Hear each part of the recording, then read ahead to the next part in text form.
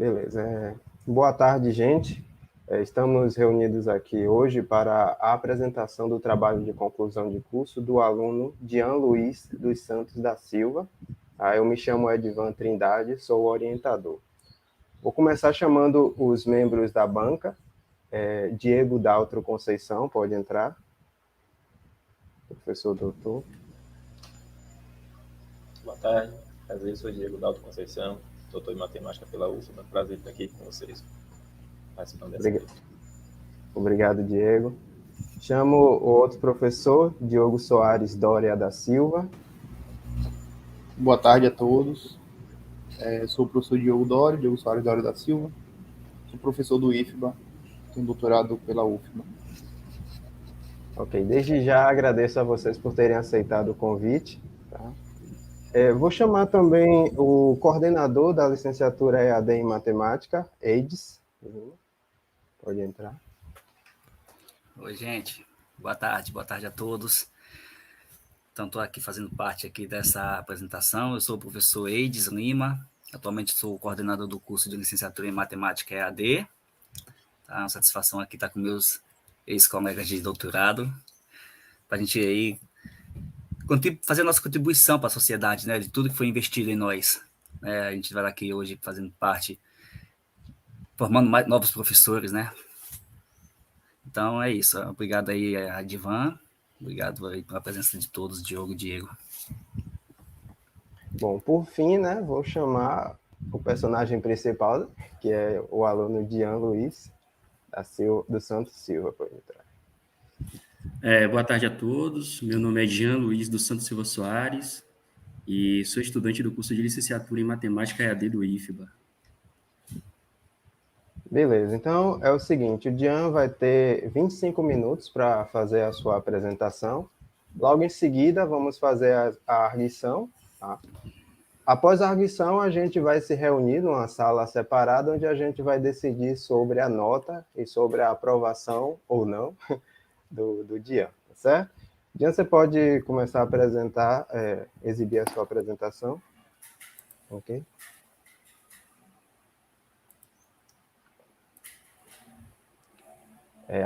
Não sei se para vocês está em tela cheia, mas aqui para mim está pequeno.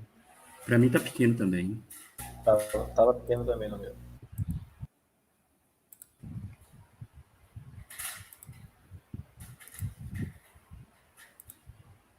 Pronto, agora está grande.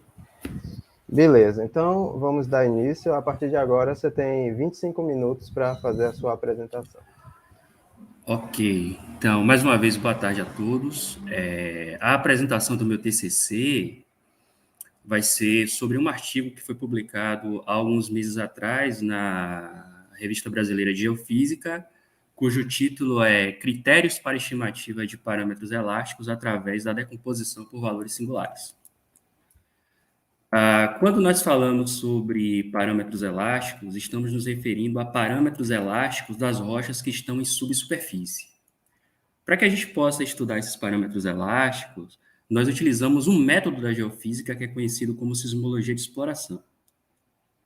E, usualmente, na literatura, esse método é chamado de método sísmico de reflexão. O que é que estuda o método sísmico de reflexão?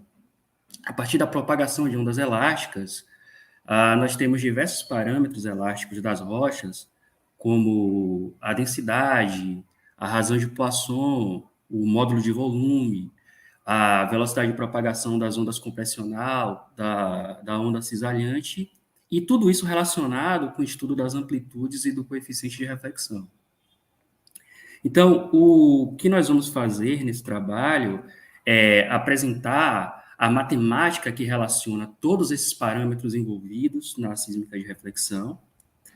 Em seguida, nós vamos aplicar uma dessas equações que relaciona o coeficiente de reflexão e parâmetros elásticos em problemas inversos lineares. E o tratamento matemático que a gente vai dar a esses problemas inversos lineares é utilizando a técnica da álgebra linear chamada decomposição por valores singulares. Dentro da decomposição por valores singulares, nós vamos fazer uma análise dos autovalores e autovetores extraídos da equação utilizada para testar a qualidade do processo de versão, para finalmente fazer uma estimativa dos parâmetros elásticos usando o que é conhecido como inversa generalizada ou pseudo-inversa aplicada a um problema de mínimos quadrados.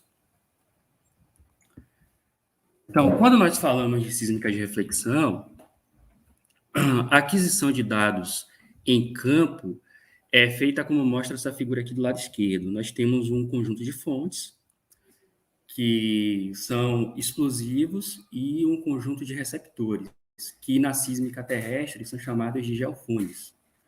Então, quando os explosivos detonam, são geradas as ondas sísmicas. E em profundidade, nós temos dois tipos de onda, as ondas compressionais e as ondas cisalhantes. Então, ao incidir na interface entre duas camadas, as ondas podem sofrer um processo de transmissão ou reflexão. Então, aqui, nessa figura, a gente tem um modelo das ondas sofrendo um processo de reflexão. O registro dessas ondas captadas pelos receptores vão para o sismógrafo, e o sismógrafo vai acabar gerando um sismograma, como vocês veem nessa figura aqui do lado direito. Naturalmente, o que é que acontece? Quando a fonte gera as ondas sísmicas, essas ondas vão perdendo energia com o passar do tempo. Essa perda de energia é refletida na diminuição da amplitude. Então, quanto maior o tempo de propagação dessas ondas, maior é o afastamento entre fonte e receptor. E o que é que está acontecendo aqui nesses dois sismogramas? Em condições litológicas bem específicas, quando eu falo condições litológicas, eu me refiro ao tipo de rocha em que essas ondas estão incidindo. Então, em rochas sedimentares, como o arenito, por exemplo, se elas estiverem saturadas com algum fluido, como óleo e gás, por exemplo, vão ocorrer anomalias de amplitude.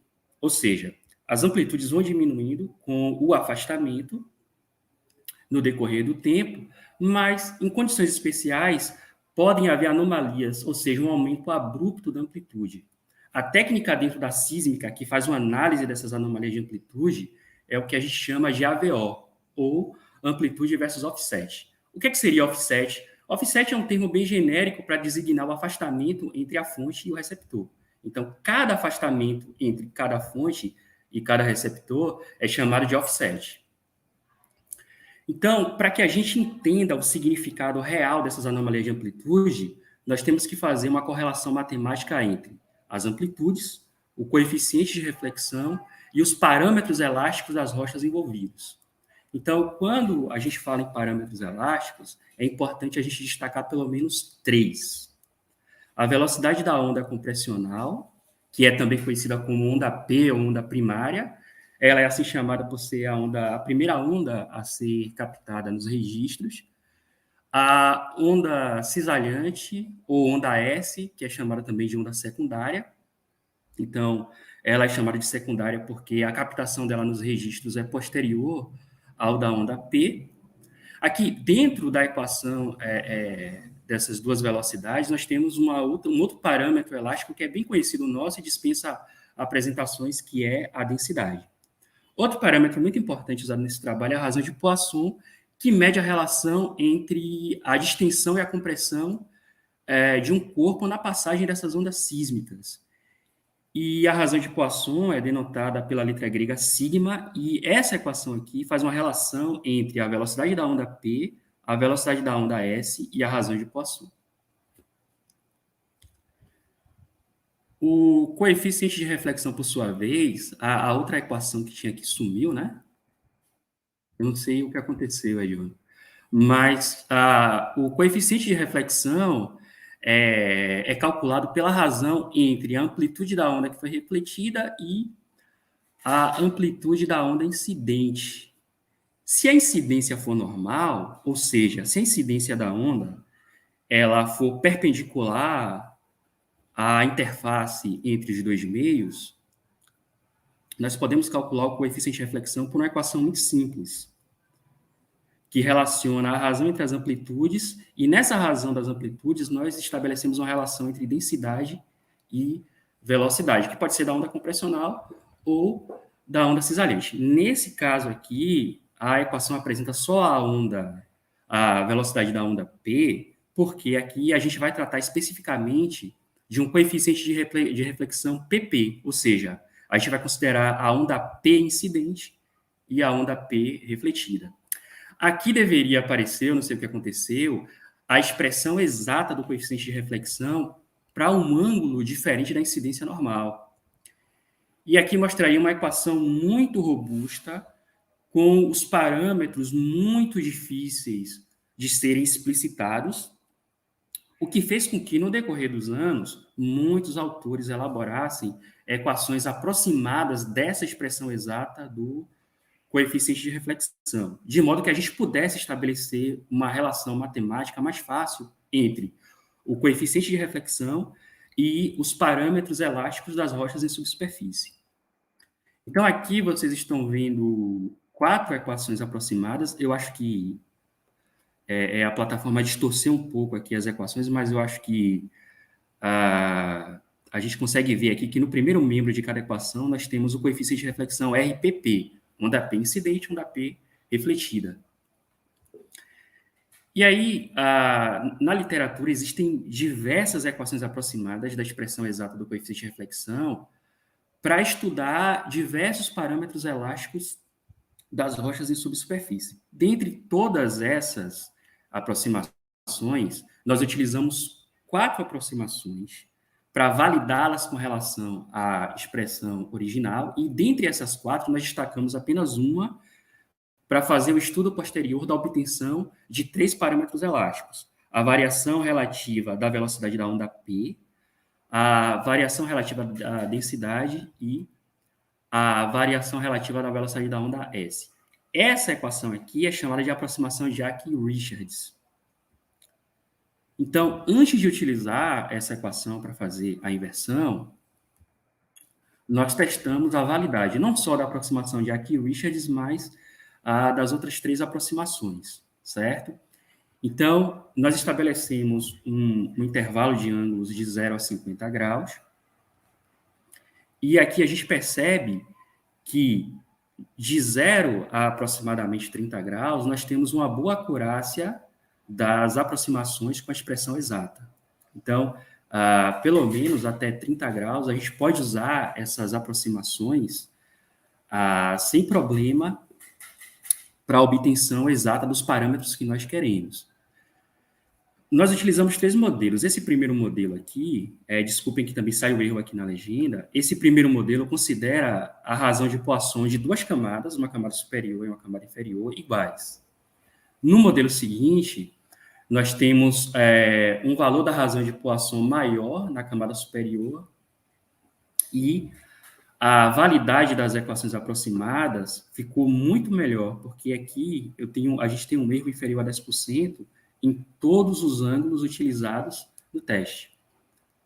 E o terceiro gráfico, a razão de Poisson na camada superior é menor, e similar ao primeiro resultado, a primeira simulação, até um ângulo de 30 graus aqui, para a maioria das aproximações, a gente consegue uma boa acurácia. Entre 30 e 40 graus, na verdade, né? Então, uma vez feito esse processo de validação, a gente pode utilizar qualquer uma das 4 equações, ou quaisquer outras que a gente puder utilizar para fazer essa validação no processo de inversão. Então, a etapa seguinte nós vamos pegar a aproximação de Jack-Richards e escrever de acordo com a formulação matemática dos problemas inversos. Na geofísica, de modo geral, nós temos 2 tipos de problema: o problema direto e o problema inverso. Aqui, a gente está com um problema que as equações estão sumindo, certo?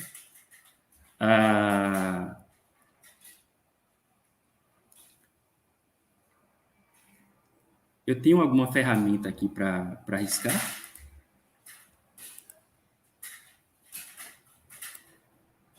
Porque o problema direto na geofísica é o seguinte: se eu conheço os parâmetros de um modelo, eu posso calcular os dados a partir desse parâmetro. Então, eu vou ter uma matriz que representa os dados observados, e eu vou ter uma outra matriz que representa os parâmetros do meu modelo, e vou ter uma outra matriz com ordem maior, que vai estabelecer uma relação entre os dados observados e os parâmetros do modelo. É aquela típica equação matricial da álgebra linear, ax igual a b, certo? E o problema inverso reside em obter os parâmetros do modelo a partir do dado observado. E isso é possível fazendo o quê? Invertendo a matriz da equação. Só que, na geofísica, a gente tem um problema muito grande, que é o seguinte: as matrizes utilizadas na formulação desses problemas, em primeiro lugar, elas não são nem quadradas. Então, por definição, elas não possuem uma inversa. Então, como é que nós vamos obter os parâmetros de um determinado modelo a partir de uma matriz onde é impossível calcular a inversa, por definição?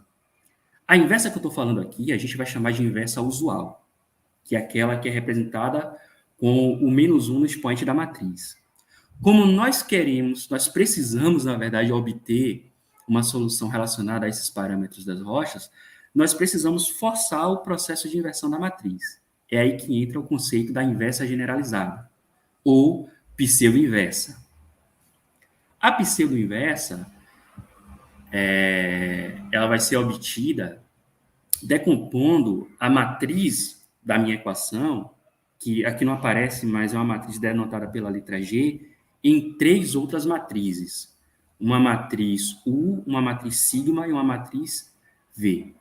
As matrizes U e V são matrizes quadradas que possuem os autovetores ortonormalizados da matriz que eu quero inverter multiplicada pela sua transposta. Então, é importante salientar o seguinte: eu quero obter o vetor U nessa decomposição por valores singulares, então o vetor U vai ser a matriz U, vai ser obtida a partir do produto da matriz G pela sua transposta. As matrizes sigma e V, elas vão ser obtidas pelo produto da transposta da matriz pela sua original. Então, a matriz sigma, ela é uma matriz especial, ela vai ser uma matriz diagonal, cuja diagonal vai ser composta pelos valores singulares. O que são valores singulares? Os valores singulares são as raízes quadradas dos autovalores da matriz G transposta vezes a matriz G. Então, aqui deveria mostrar a decomposição, aqui é a inversa generalizada, e na inversa usual, nós colocamos o -1 no expoente. Na inversa generalizada, nós colocamos o sinal de adição, certo? Então, o que é que nós vamos fazer? Nós vamos pegar o conceito da inversa generalizada e aplicar uma solução de mínimos quadrados para a gente poder obter uma solução ótima na estimativa dos parâmetros elásticos da aproximação de Arquimedes.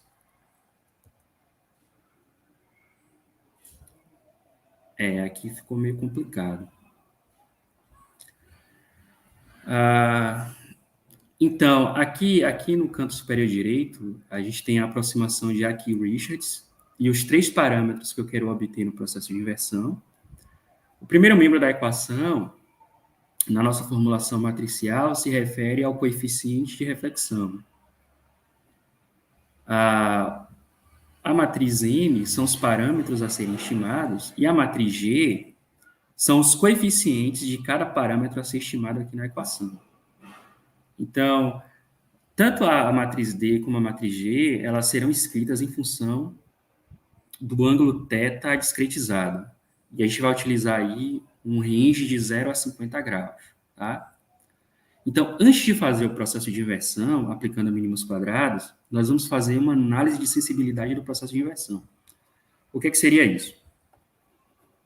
Partindo dessa matriz G aqui, nós vamos fazer o produto G transposto G e obter uma matriz 3x3. Essa matriz 3x3 é a matriz que vai dar origem à matriz sigma e à matriz V na decomposição por valores singulares. A partir dessa matriz, nós vamos obter 3 autovalores e 3 autovetores. Então, o que é que vai acontecer? Nós vamos analisar, a partir dos valores obtidos, dos autovalores, a qualidade do processo de inversão. Por quê? Geralmente, os problemas inversos lineares na geofísica, eles tendem a ser mal postos. O que é que significa isso? Nós temos problema de... Desculpa. Posso interromper rapidinho? Desculpa. Pode. É porque as equações ficaram muito emboladas, né? Você não tem o seu slide em PDF antes dele ser distorcido, não, para apresentar? Vou dar eu uma posso salvar pausa em aqui no seu PDF. tempo, Pronto. Pausa aqui. rapidinho. Não sei se eles quer falar também. Realmente eu nem prestei atenção nisso. Eu vou sair aqui da tela. Aí realmente complicou bastante a parte da explicação. O áudio está desligado hoje. Já, Você pode tentar apresentar a sua tela. Vai em apresentar, apresentar a tela, e aí você pega o slide original do seu computador. Apresentar a sua tela. Entendi o que você está falando. Fica bem melhor. Faça isso aí, então, para ver.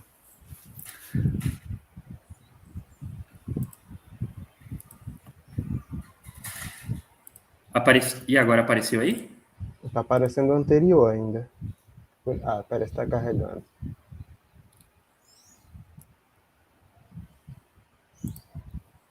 Bota aí para ver se não está distorcido também. Aí as equações. Estão aí elas. Pronto. E aí, você acha melhor voltar a partir da onde? Volta um slide aí. Mas, na verdade... As equações não ficaram bem... Acho que foi um slide antes que você não conseguiu apresentar já, né? Esse aqui, né? Foi Esse a partir aqui. daí. Isso. Você, na teoria, teria mais 8 minutos para apresentar, né? Para formar os 25 minutos. Bora dar mais uns 10 a 12 aí, beleza? Tá ótimo. Então eu retomo a partir daqui, não é? Perfeito. Obrigado. Nada. Aqui fica até melhor porque tem esse apontador aqui, aí já ajuda bastante. Então, voltando à definição do coeficiente de reflexão sísmico, eu tenho dois meios aqui com velocidades da onda P e da onda S e densidades distintas. Então, se a onda incidir perpendicular à interface entre as duas camadas, o que nós chamamos de incidência normal, o coeficiente de reflexão vai ser calculado pela razão entre a amplitude da onda refletida e a amplitude da onda que incidiu. E, em termos dos parâmetros elásticos, essa razão entre as amplitudes pode ser expressa utilizando uma relação entre densidade e velocidade da onda compressional. Nesse caso aqui, nós usamos apenas a onda compressional, porque a proposta do trabalho é trabalhar com coeficiente de reflexão PP, ou seja, a onda P incidente, onda P refletida. Se o ângulo de incidência da onda for diferente do normal, a equação do coeficiente de reflexão ganha um outro nível de complexidade, onde se torna muito difícil explicitar os parâmetros elásticos envolvidos na equação. Então, Tcheverny e um grupo chegou à solução dessa expressão exata a partir de uma outra expressão muito maior, que é conhecida como equações de Zeupites. E no decorrer dos anos foram formuladas equações aproximadas que tornam mais fácil estudar a relação entre o coeficiente de reflexão, em função do ângulo de incidência, e os parâmetros elásticos. Então, dentre inúmeras aproximações que foram formuladas no decorrer dos anos, nós destacamos aqui 4, e dessas 4, a aproximação que nós vamos estudar para a obtenção de parâmetros elásticos é a aproximação de Aki-Richards. Na aproximação de Aki-Richards, nós temos 3 parâmetros a serem estimados no processo de inversão: a variação relativa da velocidade da onda compressional, a variação relativa da densidade e a variação relativa da velocidade da onda secundária, ou da onda cisalhante. O que é que nós vamos fazer? Antes de estudar a inversão propriamente dita para a obtenção de parâmetros elásticos, nós precisamos validar essas aproximações com relação à expressão exata. Ou seja, qual o nível de confiança dessas aproximações com relação à expressão exata do coeficiente de reflexão. Então, foram propostos 3 modelos certo? Variando a razão de Poisson. Primeiro modelo, a razão de Poisson entre as camadas. Então, são duas camadas, certo? Então, a razão de Poisson das camadas são iguais. O segundo modelo tem a razão de Poisson da camada superior maior. E o terceiro modelo tem o valor da razão de Poisson da camada superior menor. Então, para σ1 igual a σ2, nós temos aqui uma boa acurácia das aproximações com relação à expressão exata até um ângulo de aproximadamente 30 graus. Para σ1 maior que σ2, nós temos uma boa acurácia de 0 a 50 graus. Para σ1 menor que σ2, nós temos uma boa acurácia para a maioria das aproximações até ângulos pouco acima dos 30 graus, certo? Claro que a gente deve considerar também os parâmetros relacionados à razão entre as velocidades da onda compressional nas duas camadas e a densidade nas duas camadas. Uma vez feita essa validação, nós temos segurança para utilizar qualquer uma das aproximações no processo de inversão.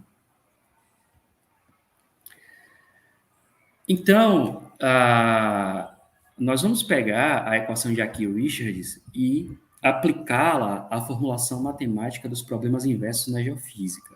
De modo geral, na geofísica nós temos o problema direto e o problema inverso.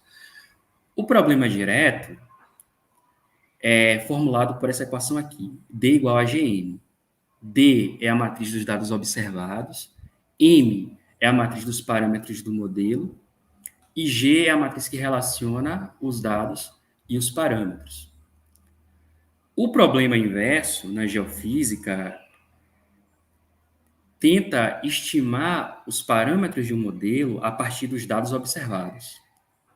Então, no nosso caso, nós queremos estimar os parâmetros elásticos das rochas a partir dos dados observados, que são valores do coeficiente de reflexão. Então, se a matriz G é uma matriz inversível, tem determinante diferente de zero, nós podemos aplicar a inversa usual e resolver o problema. Só que na realidade, dentro da geofísica, nós não vamos achar uma matriz G necessariamente inversível e, pior ainda, de modo geral, essa matriz G não é nem quadrada, ela é uma matriz de ordem M por N. Mas nós precisamos utilizar alguma ferramenta para chegar na inversa dessa matriz. Então, aqui nós vamos utilizar o conceito de inversa generalizada, onde nós podemos inverter uma matriz de qualquer ordem, e essa inversa generalizada ela é chamada também de pseudo-inversa, e é obtida a partir de uma técnica chamada de decomposição por valores singulares. Então, o que é a decomposição por valor singular? É pegar a matriz G e decompor num produto de outras três matrizes. A matriz U, que é uma matriz que contém os autovetores ortonormalizados do produto G transposto. A matriz sigma, que é uma matriz diagonal que possui na sua diagonal os valores singulares, e cada valor singular é a raiz quadrada de seu respectivo autovalor, e é obtido pelo produto G transposto G, e a matriz V, que contém os autovetores ortonormalizados do produto G transposto G. Então, é importante a gente prestar atenção que existe uma correlação entre a matriz V e a matriz sigma, porque elas são obtidas a partir da mesma matriz. E essa matriz, esse produto aqui, G transposto G, vai ser de extrema importância no processo de inversão que vamos fazer posteriormente. Então, uma vez feita a decomposição da matriz G por valores singulares, a sua inversa generalizada é facilmente obtida invertendo a ordem aqui e a transposição das matrizes U e V e transformando a matriz sigma na matriz sigma mais. Ora, a inversa usual é sempre representada no expoente por -1. A inversa generalizada ou pseudo-inversa vai ser representada com o sinal de adição no expoente. Então, aqui eu tenho a inversa generalizada da matriz G e o sigma mais representa também a matriz sigma com ordem invertida e com os valores da diagonal sendo os recíprocos dos valores singulares, certo? Então, a matriz sigma não sofre nenhuma mudança drástica, a não ser a ordem e a inversão dos valores singulares. Então, o que é que nós vamos fazer? Vamos aplicar a inversa generalizada na solução de mínimos quadrados e estimar os parâmetros do modelo. Então, aqui no canto superior direito, nós temos a aproximação de Aqui e Richards, e em azul, os parâmetros a serem estimados. Então, como é que a gente aplica essa equação nos problemas inversos lineares da geofísica? Então, o coeficiente de reflexão se refere aos dados observados, à matriz de dados observados, e aqui nós vamos ter um conjunto de valores do coeficiente de reflexão e ângulos variando de 0 a 50 graus. Os parâmetros a serem estimados são esses 3 parâmetros aqui já destacados, e a matriz G, que também é escrita em função do ângulo, vai ser composta pelos coeficientes desses parâmetros aqui. Então, a gente vai ter uma matriz 1 por 3. Quando nós multiplicamos a transposta de G por G, nós teremos uma matriz 3 por 3. E é a partir dessa matriz, como eu mostrei no slide anterior, que a gente vai obter os autovalores e os autovetores da matriz V no processo da decomposição por valores singulares. E é a partir dessa matriz que a gente vai estudar a qualidade do processo de inversão. A gente vai verificar se a inversão vai ser boa, se a gente vai conseguir uma boa estimativa dos parâmetros elásticos ou não. Então, a esse processo de análise da inversão antes da própria inversão, nós chamamos de análise da sensibilidade. Então, o primeiro resultado dessa análise de sensibilidade é dos autovalores. Então, esse gráfico mostra aqui a energia dos autovalores em decibéis em função do ângulo de incidência. Então, o que a gente percebe aqui? Que o primeiro autovalor, nessa faixa de ângulos, ele tem uma certa estabilidade. Então, esse autovalor, ele diz para a gente que a inversão lá na frente vai conseguir obter alguns dos parâmetros com uma boa estimativa. Entretanto, os autovalores 2 e 3, eles são muito instáveis, variam muito os valores, e nós não vamos conseguir uma boa estimativa dos parâmetros utilizando esses 2 autovalores. O que esse gráfico diz para a gente? Diz que o problema inverso que nós estamos propondo aqui é um problema mal posto. O que é um problema mal posto? É um problema que tem percalços nas seguintes condições: existência, unicidade e estabilidade. Então, primeiro, a gente não sabe se o sistema tem solução, e se o sistema tem solução, a gente não sabe se vai ser único, e com essa variação de energia dos altos valores, a gente já sabe que a solução não vai ter nenhuma estabilidade, certo? Em seguida, nós estudamos os autovetores que formam a matriz V na decomposição por valores singulares. Então, cada autovalor vai gerar um autovetor. E os componentes de cada autovetor vai representar cada um dos parâmetros elásticos que nós queremos estimar. E aqui, esse gráfico mostra os cossenos diretores desses autovetores em função do ângulo de incidência. E fazendo uma análise desse gráfico, chegamos à seguinte relação.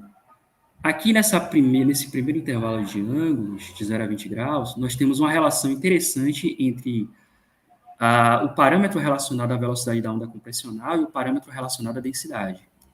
No segundo autovetor, para ângulos maiores, nós temos aqui uma relação entre a velocidade da onda S e o parâmetro relacionado à densidade. No terceiro autovetor, relacionado a lambda 3, nós temos também uma relação entre as duas velocidades, da onda P e da onda S. O que é que isso significa em termos físicos? Vamos analisar aqui, ó. Como há uma superposição das componentes do primeiro autovetor para esses 2 parâmetros aqui, a análise dos autovetores sugere para a gente que seria interessante estimar os parâmetros desses 2 parâmetros aqui combinados, fazer uma estimativa dos 2 parâmetros combinados. O outro autovetor também nos diz que seria mais interessante fazer uma estimativa desses 2 parâmetros combinados. Se nós resolvermos essa soma aqui, nós vamos obter um produto da densidade com a velocidade, tanto para a onda P quanto para a onda S. O produto da densidade pela velocidade é uma grandeza física chamada de impedância, que seria, basicamente, a resistência que uma rocha tem à passagem das ondas sísmicas. Então, cada camada litológica aqui, ó, possui um valor de impedância, certo? Já o terceiro autovetor relacionado à lambda 3, que relaciona as duas velocidades, não tem nenhum significado físico especial, certo? Então, após essa análise dos autovalores e autovetores, a conclusão é que seria interessante fazer uma reformulação da aproximação de Yockey-Richards e reescrevê-la em função não apenas da velocidade da onda compressional e da onda cisalhante separadamente, mas associar ambas as velocidades à variação da densidade, formando assim uma variação relativa da impedância tanto da onda P quanto da onda S. Então, nós temos o seguinte, nós vamos estimar 3 parâmetros elásticos, utilizando o conceito da pseudo-inversa com mínimos quadrados, utilizando 2 parametrizações da aproximação de Yockey-Richards. A original, que a gente está chamando de primeira parametrização, que vai recuperar para a gente a variação relativa da velocidade da onda P e da onda S e a variação relativa da densidade. E, após a análise dos autovalores e autovetores, foi feita uma reformulação da aproximação de Yockey-Richards, onde nós chamamos de segunda parametrização, em que nós vamos combinar esse parâmetro com esse parâmetro aqui, formando a variação relativa da impedância. Então, vamos estimar esse cara aqui. A análise dos autovalores e autovetores falou que a estimativa desse parâmetro é melhor do que esses dois individualmente. Então, a gente vai verificar se é verdade.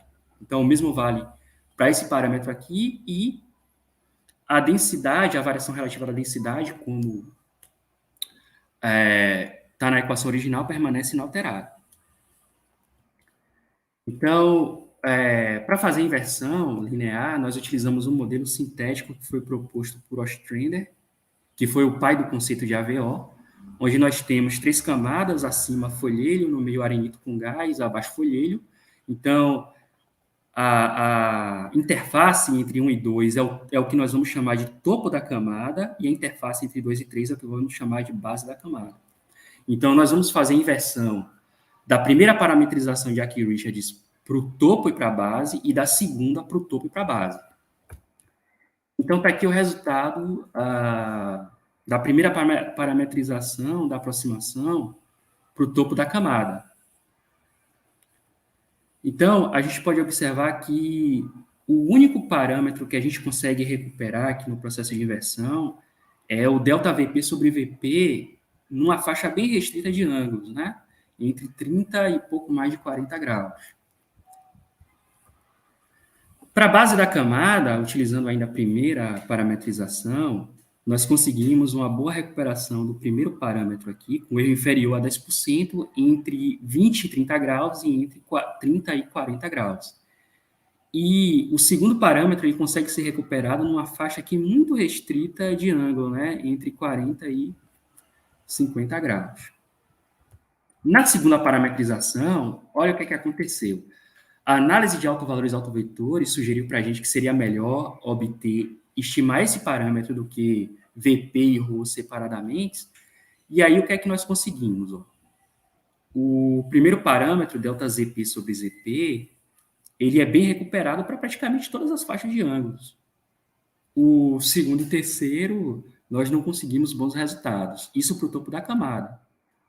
Para a base, não tivemos um resultado tão bom quanto o anterior, mas tem uma faixa considerável de ângulos aqui que nós conseguimos uma boa estimativa desse primeiro parâmetro, certo? Então, para fechar, nós temos que as aproximações da expressão exata do coeficiente de reflexão sísmico apresentam uma ótima acurácia, como nós vimos naqueles gráficos comparativos. A análise de autovalores e autovetores revelou a dificuldade de obtenção dos 3 parâmetros no processo de inversão. Isso aqui é o que nós chamamos de um problema mal posto, dada a instabilidade dos 2 autovalores menores. A matriz inversa foi obtida pela técnica SVD, decomposição por valores singulares, truncando os 2 menores autovalores, porque o único autovalor estável era o primeiro e os 2 causavam muito ruído no processo de inversão. O primeiro parâmetro é o que apresenta o menor erro percentual. Dependendo do ângulo máximo de incidência, o valor estimado coincide com o valor exato. E, finalmente, a segunda parametrização da aproximação de Aki e Richards corroborou perfeitamente com a análise da sensibilidade.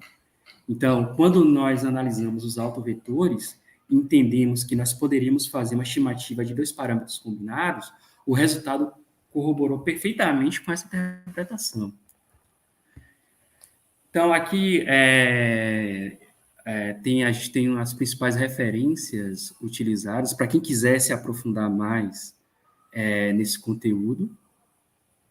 Aqui tem o livro do Aki Richards, que foi escrito originalmente em 1980 e a última versão é de 2002. A dissertação de mestrado da Ana Zélia, que aprofunda bastante esse conceito de coeficiente de reflexão. Esse artigo aqui, do Mai-san, é um artigo bem recente sobre a relação de parâmetros elásticos e as equações de Zoephres. E se vocês quiserem se aprofundar mais sobre a relação de autovalores e autovetores, esse artigo aqui é essencial.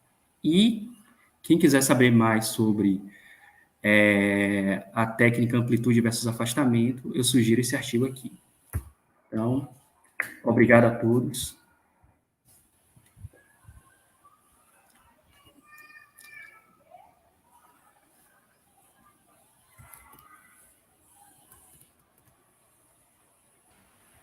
Obrigado, Dian. Eu não sei como é que eu descompartilho. Já foi. Bom, eu vou convidar novamente os membros da banca para entrar, né? Diego, Diogo e Eides como coordenador. Agora, antes das perguntas, eu só queria fazer uma ressalva. Eu quero pedir desculpas a vocês, porque aquela poluição visual que ficou na apresentação meio que quebrou o ritmo, né? Aí eu chegava no slide e eu meio que, meu Deus, o que é que eu vou falar agora? Porque nem as equações aparecem. Então, eu peço desculpas porque quebrar o ritmo da apresentação realmente é muito ruim. Nem foi sua culpa, né? Porque foi o problema aqui da transmissão, né? Enfim. Mas vamos lá, né? Vamos dar início, então, às perguntas. Se Diego e Diogo não se importam, eu gostaria de ser em ordem alfabética mesmo. Então, vamos começar com o Diego. Tudo bem? Tudo bem. Eu não me importo. Agradeço de novo por ter aceitado o convite e pode começar com suas perguntas. Obrigado. Eu que agradeço pelo convite, Edivan. Primeiro, eu quero parabenizar ambos, né? Edivan, por adiantar o Dian e o Dian pela apresentação. Ficou muito claro, Dian, que você domina o que você apresentou, sabe? Você estava seguro. Realmente, a questão dessa quebra na apresentação, deu para perceber assim, que você estava no ritmo contínuo e depois, quando voltou e tal, é natural você perder o ritmo, mas eu acho que ainda assim foi nítido que você estava seguro. Eu li o texto, foi prazeroso ler o texto, eu não tive assim, grandes dificuldades, embora eu não tenha muita noção de geofísica, né, mas foi prazeroso ler o texto. E começando por a questão do tema, né, é legal ver essa relação, né, de algo prático, né, você tem aqui sismologia da exploração, propagação de ondas elásticas no interior da Terra, e a gente vê a relação com álgebra linear, né, coisas que a gente vê no curso elementar de álgebra linear, que é a decomposição de valores singulares, por exemplo. Então, o tema em si eu achei bastante interessante. Eu tenho uma pergunta, uma ou duas perguntas assim que eu quero fazer, sabe? Na verdade são mais comentários de coisas que eu senti quando eu li o texto. Eu, como matemático, gosto muito de ver definições, sabe? Então, eu senti a falta de Você fala da razão de Poisson, por exemplo, tem um momento que aparece no parâmetro o sigma, e aí os conceitos eles estão implícitos, sabe? Você lendo o texto, você consegue perceber o que está dizendo, tal, aquilo é a velocidade da onda, é a razão de Poisson, mas, por exemplo, o sigma, ele aparece, tem uma parte em que ele aparece,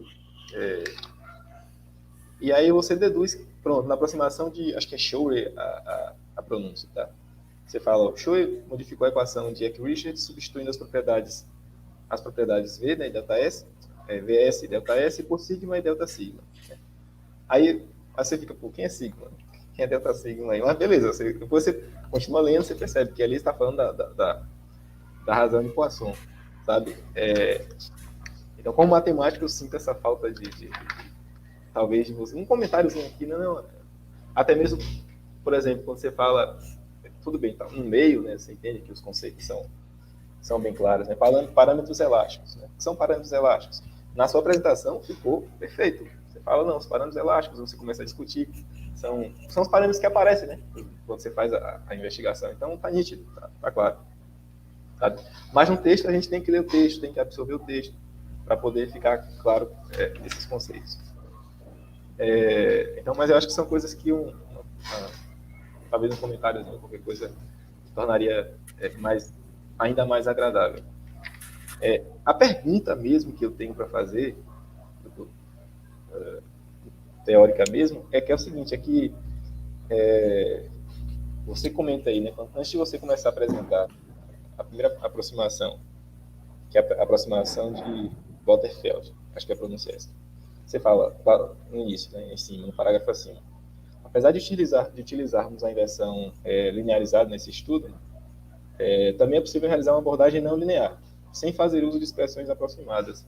É uma pergunta, assim, curiosidade mesmo. Se você viu essa abordagem não linear, se você chegou a dar uma olhada, se você teve mais ou menos ideia de se seria mais trabalhoso ou não? A questão, antes de responder a sua pergunta, deixa eu fazer um comentário. Na época que eu fazia a iniciação científica, que aí eu fiz o trabalho de graduação na geofísica, e muito tempo depois a gente extraiu algo desse trabalho para publicar esse artigo. Então, assim, o problema do artigo é que o artigo joga os termos. Então, o artigo ele não se preocupa com definições. Mas quando eu fiz o trabalho original, eu dediquei um capítulo só para falar sobre parâmetros elásticos. Aí eu começo a falar sobre os parâmetros de Lamé, módulo de volume, módulo de compressão, aquele lambda que aparece na equação da velocidade da onda P, certo? É um dos parâmetros de Lamé. E aí eu defino a razão de Poisson de uma maneira mais genérica, né? Você tem um corpo e aí se a onda se propaga nesse corpo, por exemplo, a onda P é uma onda compressional. Então você tem zonas de compressão e dilatação, aquele efeito sanfona, né? Que a onda se propaga paralela ao sentido de propagação. E aí você tem compressão de um lado e distensão de outro. Quando você calcula a razão entre essa compressão e essa distensão, você tem a razão de Poisson. Só que, para a proposta do trabalho, é interessante relacionar essa razão de Poisson especificamente à velocidade de propagação das duas ondas, P e S. Então, digamos que o coração desse trabalho em termos de parâmetros elásticos reside naquela equaçãozinha que tem VP sobre VS igual àquela raiz quadrada com a razão de Poisson dentro da raiz, certo? Sim. A questão das aproximações, ela está muito relacionada com a limitação computacional. Então, a gente pode colocar dessa forma. Quanto mais simples é a aproximação, menor o custo computacional de processamento e de inversão de maneira geral. Então, se eu pego a expressão exata e faço um processamento em cima dela, o custo computacional de hardware, por exemplo, vai ser muito maior do que a aproximação de Eck-Richards, por exemplo. Certo. Só que, a gente está falando de equações que foram formuladas na década de 60, 70 e 80. Então, se a gente comparar a tecnologia dessa época com o que nós temos hoje é muito mais fácil a gente pegar a expressão de Cheverny, colocar em Python, por exemplo, e calcular uma inversão não linear. A gente faz um processamento paralelo, a gente cria um cluster e faz esse tipo de processamento. Então, um dos artigos que eu sugeri ali nas referências no final, depois você pode procurar, ele faz um estudo da inversão não linear das equações de Zeupiches. É porque no artigo, eu acho que no artigo eu coloquei as equações de Zeupiches, que é uma equação matricial, cheia de senos, cossenos, densidade, velocidade, é uma equação muito robusta. Então, e essa equação é de 1919. Então, tipo, trabalhar com essa equação para a obtenção de parâmetros elásticos em 1919 era surreal, mas era uma época que as pessoas faziam sismograma à mão, né? Então, se a gente pensar agora, 2022, a gente consegue, com toda a capacidade computacional que a gente tem, fazer uma inversão não linear, certo? Então, na geofísica, a gente tem um hábito que é o seguinte: se o problema é não linear, o que é que a gente faz? Lineariza. Você pega uma equação não linear, o que é que você faz? Você pega ela, expande em série de Taylor, dá aquela truncada básica e, ó, eu vou usar isso aqui, certo? Porque a gente pensa em custo computacional e velocidade de processamento. E, tipo, vocês que são da área de matemática há muito mais tempo que eu, vocês sabem que uma abordagem linear é sempre mais fácil e mais aprazível de se trabalhar do que uma abordagem não linear. Mas, respondendo a sua pergunta, hoje as abordagens não lineares estão em alta justamente por causa da capacidade computacional que a gente tem hoje. Sim. E outro detalhe, todas essas simulações, na época, eu fiz usando Fortran. Então, tipo, os programas eram muito grandes. Se eu fizesse as mesmas simulações hoje usando Python, eu teria muito menos trabalho. Sim, com certeza. Sim, imagino. Não, eu imaginei que fosse algo do tipo mesmo, sabe? Que era questão da época em que os estudos foram feitos nas simulações, em 61, por exemplo, a primeira aproximação. Um comentário que você fez que eu queria fazer também foi exatamente esse, né? Que as aproximações, elas são jogadas. Então, basicamente, você apresenta a aproximação, põe aí a expressão, sabe? Isso, para mim, foi um pouco desagradável, mas... E aí você faz um comentário em cima, né? Do que significa cada objeto que aparece ali. Mas, por outro lado, você dá referência, né? Então, claro, né? Quando você lê, se você quiser se aprofundar mais, tem a referência ali, você vai lá e dá uma olhada, né? Naquela aproximação, como o cara fez com mais detalhes, que senão ficaria gigante o trabalho, né? Esse aqui é um artigo. É verdade. Outra coisa que eu não sei, que talvez seja do artigo, é que é o seguinte: na sua apresentação, eu achei muito legal a abordagem, porque você começou apresentando o problema, apresentando o que você queria fazer, e aí você saltou lá para o final, que você mostra os gráficos, né, mostrando se é razoável, né, se está legal, se está preciso, e depois você volta, né, para a modelagem matemática. Você começa a falar aí você vai para as definições matemáticas. O que eu senti aqui foi o seguinte: aqui com os gráficos, eu acho que eles poderiam vir, sabe, intercalados com as quando você começa a falar, por exemplo, da análise de sensibilidade, autovetores em espaço de modelos, você explica, mas você fala, não, quando você escolhe esses parâmetros, para esse alto valor, a gente tem essa figura. Na figura 1, a figura 1 poderia vir intercalado aqui. Entendi. Acho que a leitura ficaria mais fluida, sabe? Então, verdade. Basicamente, acho que era isso. Mas, talvez se esquecer de comentar mais alguma coisa, eu volto aqui, interrompo o Diogo, mas basicamente é isso. Parabéns mesmo. Fique à vontade, obrigado. E só um adendo para o que você falou. Se você tiver um tempo, estude a dedução dessas equações aproximadas, que, cara, é um deleite matemático. Né? No trabalho que eu fiz originalmente, eu coloquei a dedução das equações de Zeupiches, e são linhas e linhas de dedução, e, tipo, é o paraíso de qualquer matemático. E, assim, eu espero profundamente que esse artigo tenha despertado algum interesse de vocês pela geofísica, que é uma ciência fascinante. Bacana, obrigado. Então, por enquanto, eu passo. Oi? Passa a palavra para o próximo membro da nossa. Diogo pode fazer suas considerações. Boa. Eu agradecer, primeiramente, a Dian e a Edvan pelo convite, parabenizar pelo trabalho. Não tenho muitas coisas a a comentar, não. São apenas detalhes. Aquilo que você falou da apresentação, que não foi culpa sua mesmo, que ficou um pouco desconfigurado. E aquilo que o Diego falou, as definições que às vezes ficaram faltando, porque justamente isso aqui é um artigo para geofísica. Então, eles não precisam dessas definições. A gente, que não é da área, fica meio sem entender um bocado de coisa no início. Mas foram alguns detalhes. Em alguns lugares tiveram a fonte, na parte escrita, a fonte estava menor. Só besteirinha. No resumo e no abstract. Algumas fórmulas que, se você pudesse, não sei se vai ter tempo, passar isso para o LaTeX seria muito melhor, mas não sei se vai ter tempo. Por exemplo, tem uma matriz que está grandona, que não está centralizada, porque o LaTeX ajuda, já que agora você está indo para matemática também. Não, Aí, só fazendo um comentário sobre o que você está falando. Eu te interrompi, né?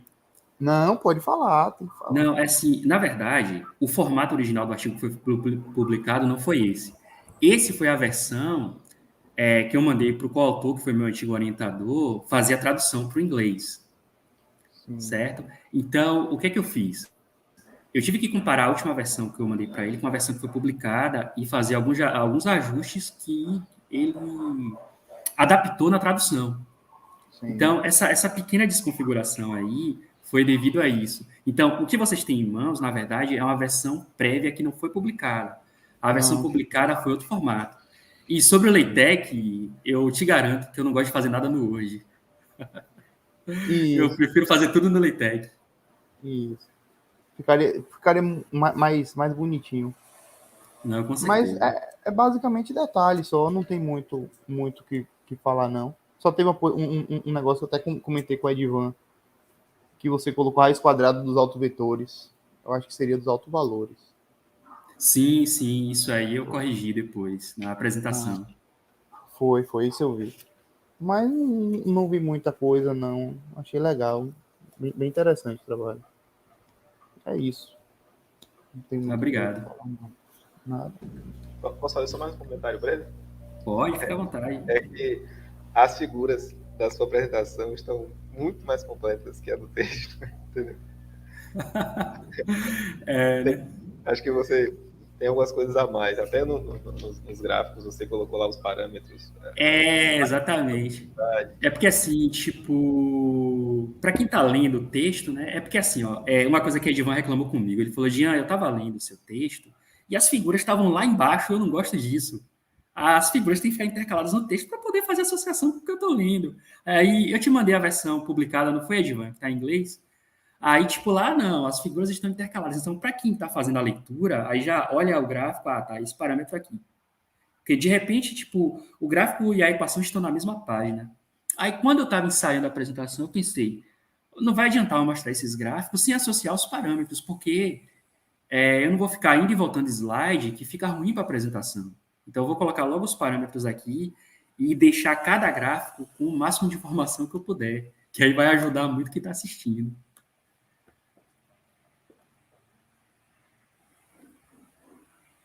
Beleza, então. Vamos lá. Então, agradeço a Diogo, né? Foi o último que apresentou. Então, vou fazer alguns comentários também, antes da gente ir para nos reunir, né? Para definir a nota.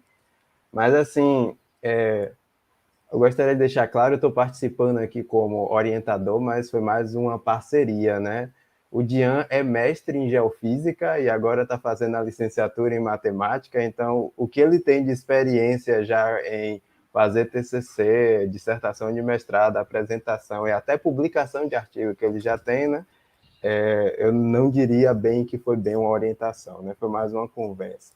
Assim, eu gostei muito de trabalhar com o Dian, principalmente porque todos estamos aqui, somos de matemática pura, então muitas vezes a gente estuda os teoremas e morre por ali, o teorema e a demonstração, né? Quando a gente para ver que aquilo tem aplicações incríveis, né? Como agora a gente está vendo em geofísica, tipo uma ferramenta básica de álgebra linear, decomposição em valores singulares, para a gente às vezes morre assim, não, é só uma decomposição, né? E aí eu estava até falando a Diane que essa orientação também me motivou a procurar outras coisas, como compressão de imagens usando a mesma decomposição em valores singulares, né? Então, aqui ele mostrou uma ideia em geofísica, mas as aplicações tem diversas outras, né? Até no pré-projeto dele, a ideia não era nem bem em geofísica, né, Diane? Se você lembra, a gente estava discutindo umas ideias de apresentação em imagens mesmo, né? Mas isso porque esse trabalho, né, de conclusão de curso tem duas formas, né? Ou você faz um trabalho de TCC, uma monografia mesmo, ou você tem um artigo que foi submetido, nesse caso até já publicado. Então, no caso deles, eles ficaram dispensados de escrever, ele, no caso de Ian, desculpa, já estou pensando no próximo, de escrever uma monografia, tá certo? Deixa eu ver se eu tenho mais alguma coisa para comentar antes da gente ir. Mas basicamente é isso, tá? Então, eu agradeço a Diane por ter aceitado uma pessoa de matemática pura, né, te acompanhar aí nesse trabalho. E eu acho que agora a gente pode ir lá se reunir, né? Se você quiser Mas comentar. antes eu só queria fazer uma consideração que Edivan está sendo muito modesto, porque os encontros que nós tivemos enriqueceram muito a discussão desse trabalho, e inclusive ele me ajudou muito a enxugar a apresentação, porque, tipo, essa apresentação aí, em condições normais de temperatura e pressão, duraria no mínimo aí 40, 50 minutos. E ele falou, olha, ajusta aqui, ajusta ali, resume assim, para você conseguir encaixar nos 25 minutos. E isso aí foi maravilhoso. E, assim, outro comentário que eu queria fazer é o seguinte, eu estava cronometrando o tempo, mas aí quando eu vi as páginas bugadas e não vi as equações, e aí eu já fiquei perdido, né? E quando eu retomei, eu deixei de cronometrar o tempo. Então eu não sei se eu estourei, realmente. Deu uma estouradazinha, mas infelizmente, né, teve esses problemas. Eu esqueci só de comentar uma coisa, né, porque assim, novamente, você está apresentando aqui um trabalho de conclusão da licenciatura em matemática, né? E apesar de ter sido um trabalho bem focado em geofísica, né, aplicação de álgebra linear em geofísica, eu novamente gostei porque nós professores de matemática a gente sempre lidar com a pergunta, né? Onde é que eu vou usar isso, né?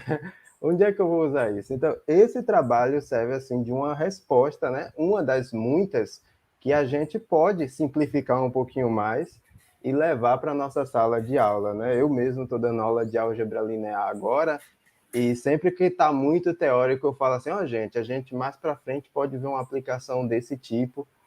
Por exemplo, eu estava já citando, eu tenho um aluno de geofísica que consegue usar essa decomposição de matrizes dessa e dessa forma, tá? Então fica aí para nós professores pensar, né, se dá para a gente adaptar alguma coisa daqui para nossa sala de aula, né? Então é isso, minhas considerações finais. Então, vamos lá. Eu fico aqui ou eu vou receber outro link? Eu acho que a Edith tinha falado que você continuava e a gente ia. O áudio está desligado, Edith. Eu vou pôr um fundo aqui, a gente todos nós saímos, tá? Damos uma pausa. Aí daqui a 5 minutos, acho que é o tempo suficiente, Dian. Ok. Certo, Edivan? Tá, você vai botar o link aqui no chat privado ou vai... Foi. Agora. Pronto. Então eu vou sair, certo?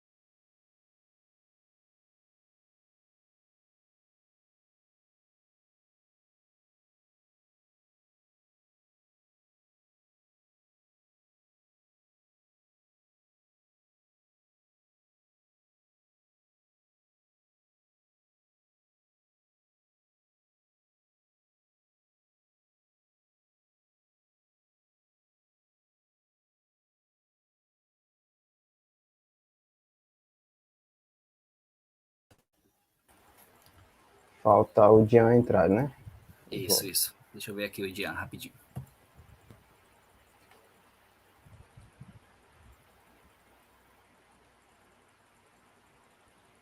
Pronto. Beleza, então estamos de volta todos. Vou agora fazer a leitura da ata para a gente encerrar a defesa, tá? Então, a ata da defesa de artigo do curso de licenciatura em matemática, modalidade EAD, do Instituto Federal de Educação, Ciência e Tecnologia da Bahia, Campus Salvador.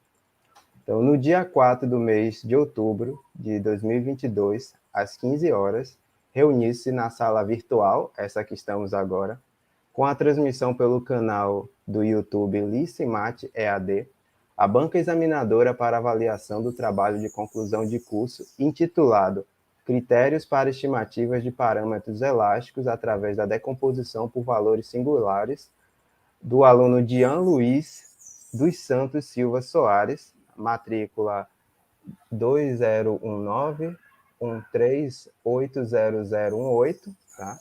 Composta pelo orientador Dr. Edivan Santos da Trindade, eu, tá? Do IFBA, o doutor Diego Daltro Conceição, atualmente professor da UFBA.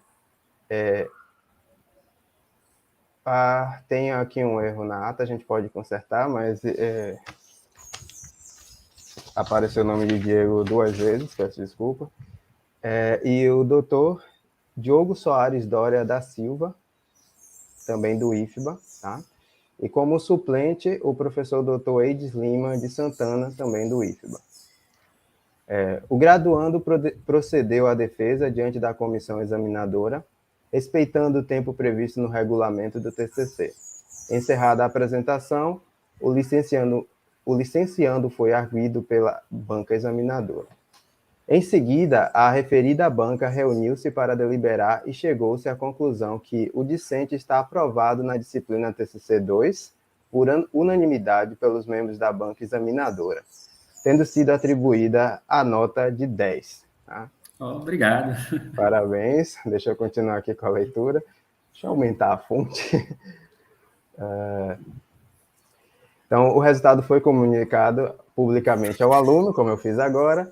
Na oportunidade, o candidato foi notificado do prazo máximo de 10 dias a partir desta data para o candidato efetuar as correções sugeridas pela banca examinadora e apresentar o trabalho em sua redação definitiva sob pena de não expedição do diploma. Nada mais havendo a tratar, os trabalhos foram encerrados para a lavratura da presente ata, que depois de lida e achada conforme, vai assinada por todos os membros da banca examinadora. Ok? Então, parabéns. E é isso. Obrigado. Agora, bom, tem as correções, mas, bom, agora, além de geofísico, né, você vai ser um professor de matemática como todos nós, então eu desejo sucesso nessa nova jornada aí. Okay? Obrigado. Eu quero, desde já, agradecer a todos os presentes, os dois professores membros da banca, o professor Diego e o professor Diogo. Fico muito grato por vocês terem disponibilizado o tempo de vocês para a leitura do artigo, para assistir a apresentação, para a arguição. Fico muito grato por isso. Agradeço ao meu coordenador, professor Eides, aí, por todo o acompanhamento, por ouvir minhas reclamações também, né? E agradeço ao meu orientador aí, o professor Edivan, pelos encontros, pelas sugestões, pela riqueza das conversas. Fico muito grato. Euler não está aqui, né? Mas depois eu agradeço para ele que nós entramos juntos na licenciatura. Ele vai apresentar daqui a pouco e a parceria dele aí foi essencial para que eu concluísse o curso, porque fazer uma segunda graduação não tem o mesmo pique da primeira, não. Viu? É complicado, tem hora que desanima bastante, mas, enfim, chegamos aqui, né? Muito obrigado a todos vocês. Valeu. E é isso, né? Parabéns, então. Então, Só dar um comentário, né? Porque eu estive aqui o tempo todo como suplente, né? Só dar agradecer ao Diogo e ao Dian por participar aí, né? Por contribuir aí na formação do Dian na banca. Agradecer bastante ao Edvan que está nos ajudando na né? Ajudou a orientar, eu chamo de orientar mesmo. Ele teve uma orientação, talvez um pouco simplificada, mas foi uma orientação e todos aprenderam. Muito obrigado, Tadvan, em nome da coordenação, porque a gente está precisando de professores aqui para nos ajudar no curso EAD, né? O curso EAD, que é uma revolução pós-pandemia, que eu chamo. E a gente vê agora aí, nós temos agora um colega de trabalho formado graças ao EAD, e a capacidade dele é indiscutível, depois de tudo que nós vimos aqui. Isso mostra o quanto que os cursos EAD contribuem para a sociedade, pode formar pessoas tão competentes quanto um curso presencial. E aí a gente vai estar junto no ano que vem, mais cursos EADs, aí eu convido já todos os professores Diego, para participar desse grupo que eu estou formando e que eu estou fazendo parte, tá? Jean, você, o personagem principal, parabéns. Obrigado. Depois de tanto você correr atrás, enchendo meu saco, agora você conseguiu. Parabéns a você, e daqui a pouco a gente vai ter a apresentação do Elmer também, 2 estudantes exemplares do nosso curso aí. É o sétimo, você é o sexto aluno, sexto estudante a se formar, tá? É isso, então, obrigado também a todos aí. Faço a palavra para você, Edvan. Então, a palavra agora é para encerrar, né? Novamente, eu fiz meus agradecimentos antes da arguição, né? Novamente, agradeço ao Jean por ter aceitado, né, essa parceria, essa orientação, a Eides por ter me feito o convite, né, para orientar. Eu gostaria até de me abrir aqui, que na verdade essa é a minha primeira orientação, né, como professor. Dian e Eula daqui a pouco foram meus primeiros orientandos, tá? De tudo, de graduação, de iniciação, são os primeiros, né? E eu tenho uma história engraçada para contar, que Eides me passou todos os pré-projetos, né? E eu não conhecia ninguém. Eu fui lendo os tópicos, né? E eu achei 2 temas que me interessavam. E aí eu falei, Eides, quero orientar esses 2 aqui. E por acaso os 2 são de geofísica, os 2 entraram ao mesmo tempo aqui na licenciatura em matemática. Eu acho que já se conheciam antes de geofísica, agora eu não lembro, né? Já nós trabalhamos juntos já. E por acaso, um mestre e o próximo doutor em matemática. Eu fui totalmente sem conhecer. Foi assim, ó, eu só peguei os tópicos e falei, eu quero orientar esses, e acabei selecionando assim 2 profissionais excelentes, né? Um já é formado e agora vai formar em matemática também. Daqui a pouco a gente vê o próximo, tá? Então, só para encerrar, terminar também agradecendo novamente Diogo e Diego por terem aceitado participar da banca, tá? Valeu, gente. Valeu, gente. Tchau. Tchau. Tchau, tchau. Sucesso, Diego.